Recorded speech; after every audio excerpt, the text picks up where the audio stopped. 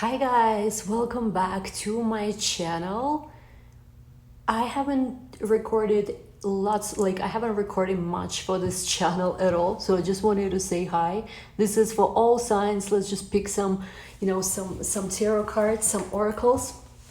I hope you guys are doing well. I've been focusing on my new channel. I don't know what's gonna be happening here, so I've been bored from reading, so follow me on my new channel, which is like astrology, spiritual, lifestyle, all kind of things there, because that's where I'm focused now. But regardless of that, I actually was doing a little divination. I do this divination with crystals sometimes where I meditate and get messages from them, and I've been feeling this very beautiful energy when it comes to love, when it comes to romance, when it comes to people just starting kind of like a new path, pursuing courageously something new.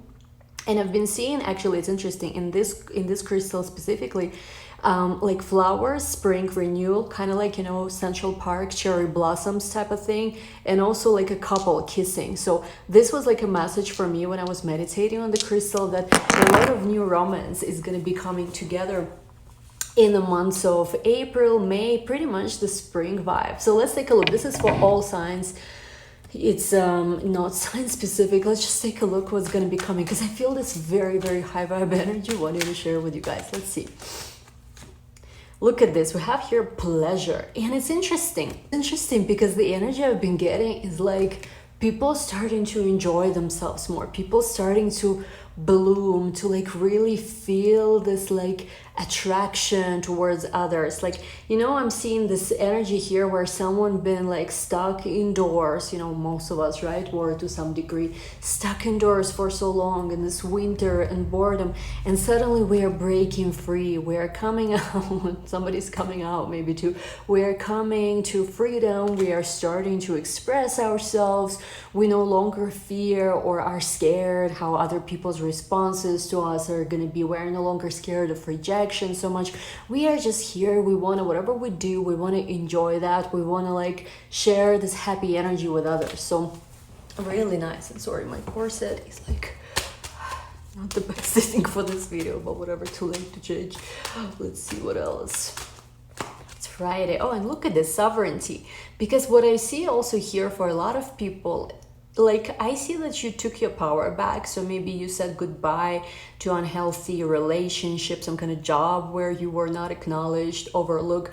This card talks about, it's called the Queen of the Moon. So this is like when you're mastering this energy, when you really are in touch with your femininity. This card is this empowered feminine, a woman who knows her worth, a woman who is in touch with her sexuality, a woman who is in touch with her feminine side, a woman who also knows that she's not gonna be put down, like put in the corners where others are calling the shots, but she is the one who is doing the things that are bringing her pleasure. And something that you will learn actually if you study feminine spirituality is that feminine spirituality is not about putting ourselves to suffer, or I don't know, to like somehow decrease the energy of Venus and suffer and just constantly tone ourselves down. That's not feminine spirituality. Feminine spirituality, what are women represented by Venus? So feminine spirituality actually has a lot to do with you taking care of your physical beauty, you taking care of like you literally learning to enjoy yourself. Like, if you've ever attended any kind of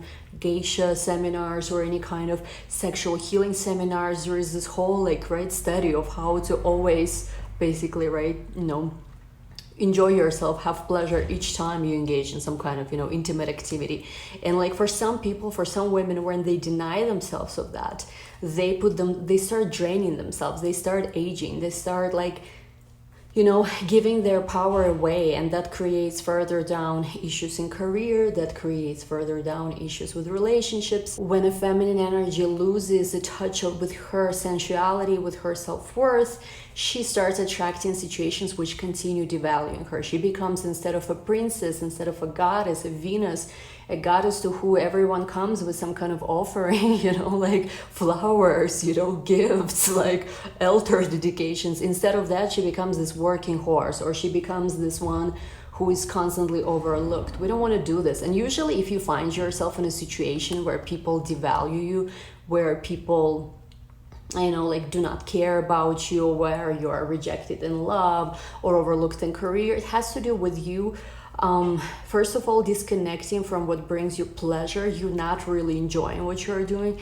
and also you giving too much, like forgetting your worth, forgetting that you are the one who can manifest things. And look at this, the next card we get, focus. So this is also here, we have, this is the wakes and give us 5. We have this almost a full moon here, this metamorphosis. We have this butterfly here. So now I think you are coming to understanding of your power, understanding of just how much you are capable of, and everything that maybe didn't work out before, all these things were just a distraction. It was like a test for you to see yourself in a more powerful, in a more beautiful light. And now that you're learning to really accept yourself and love yourself and not be threatened by other people or by other people's reaction to you, that's where you're really mastering also your ability to manifest things. Okay, let's take a look what's coming to love. Let's see.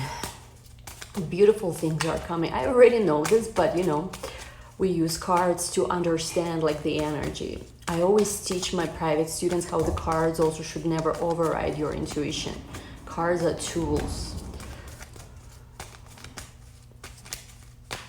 We have here, look at this, adjustment. Some of you have been weighing the pros and cons of some situations, really also maybe taking the time even to withdraw from the world, to rebalance yourself a little bit, to take care of yourself, take care of your needs, really draw maybe even for some of you the focus within. These two cards kind of have similar energy here. And I feel like it's been paying off because some of you started creating. Next card here is this art. Some of you started creating, maybe you reconnected to your artistry again. Maybe you started doing something as a hobby. Like sometimes there are professions, I think, as much as they could be something powerful and amazing, there could be professions that are draining. And when we connect back to the energy of creation, when we become artists again, when we become students again, it brings back this very youthful, very beautiful energy into our life. I'm also seeing here Scorpio, Leo energy. There is something I feel like brewing in the cosmos. We have further Two of Swords next to the Two of Cups. It's decisions coming up when it comes to love. I feel like for a lot of people, there is a time, the time has come to manifest a new love connection, so to say. But like when you're used to being also single, when you're used to just kind of like living in your own little world, you kind of stop, like you're no longer needy. And that's usually when you start having a lot of options. It's kind of like, I don't know, I've experienced in my own life extremes of that. One, when I was extremely codependent, needy, constantly needed relationship. Another one when I was like, oh, I'm a standalone island. So like for some of you guys, this is the time that's coming right now to release your singlehood, singledom, I don't know, something like that, and actually start being open to new relationship. Because the new relationship we have here, the Seven of Wands with the Seven of Pentacles, I feel like it's been quite some time where like I'm not ready to date yet. My defenses with the Seven of Wands are up. But we have here Nine of Swords. And we have here the Moon. There is that fear, I think, a little bit deep down that what if I'm going to start dating someone and they're the same as the last person was? What if I'm going to start dating someone and it's just going to be a mess? I feel like you need to kind of like address what is it that you are actually afraid of, because with the Chariot card here, what's the next? And the Sun, actually, for a lot of you guys, this is the beginning to a journey of something amazing. There's amazing fated love connections that I think, if I look at the timing, it's like, it seems like July and Cancer like months, so yeah, July, which is like June, July are the most promising months. But I also see that like even right now, Sun is exalted in Aries, so even the months of Aries right now, even Taurus, like it's like this whole spring and summer is going to be bringing so many beautiful souls together. And I see that for a lot of you guys, it's going to also start fast. It's going to start fast, and it's going to be kind of like up to you also to not jump into things you are not ready for too quickly, but at the same time basically not be too closed off. It's kind of like this balance that I feel like is needed, because someone is coming, especially if you're the feminine energy, someone is coming very fast. But it's like, I guess like what have you learned in your previous experiences? How can you use the knowledge and the wisdom and the experience to also kind of like select, the candidates and select who you're gonna be dating better. Like, because options, I feel like there's gonna be so many options you're gonna be like choosing, like, you know, like a queen is choosing like a lot of options and like very decent guys. I think that the biggest lesson for someone I'm channeling here was also to stop being attracted to the bad boys, to the unavailable, and start being attracted to people who actually do the things that you want, do the things that make you happy. Really a lesson of attracting, putting yourself first and not chasing and not trying to cater, or like, you know, when people ask me something like, am I good enough for this person? I'm like, this is so crazy. You should be asking yourself, is this person good enough for you? Like, not the other way around. I don't care if he's a prince. I don't care if he's a king. I don't care if he's a gazillionaire. Like, you should never be asking the question, oh my God, am I good enough for him? No, it's like, is this person good enough for me? Like, if we even go there, I mean, like, I wouldn't even go there. I would just be like, is this flowing? Is this something seems like, you know, is this a divine? Is this of divine nature? When I say divine, I don't mean your unavailable connections. I mean like when you're really coming together with another person to spend amazing time, to create things together in the physical world. Like, let's see. We have here 6 of Pentacles. Ouch. Next to the 4 of Swords, next to the King of Wands. I feel like someone here is also choosing to not settle for crumbs and instead wait for somebody who is on the same level. And like with the King of Wands, this is this very masculine energy. This is this energy of like type, how you say this, type A, like this very confident masculine. I'm getting that if you see like what you're getting is not enough, you would rather take a chill pill and wait a little more until somebody more serious comes along. Leo energy, Aries energy, Sagittarius too. But it's interesting because it's like the options are there. Now, like, what do you do with them? Knight of Cups, choosing, you know, like appointing a knight, like someone here. It's almost like, you know, I'm getting that someone here is so used to be the one who does all the work, is so used to be the one who does the pursuing. You don't even know what to do when another person comes in and says like, oh no, I'm here to like conquer you. I'm here to, you know, to chase you. Because someone is used to being the one who always gives love. And now it's like the other way around. So what do we do here? Very interesting. 3 of Pentacles. I don't know why, but I'm just getting that there is a little bit of this energy where I think that it's you, whoever I'm channeling here, where you are like, I want to take things slow. I don't know if I want to go there all the way. It's a little bit of like, it's as I started asking more questions, this reading got a little bit weirder.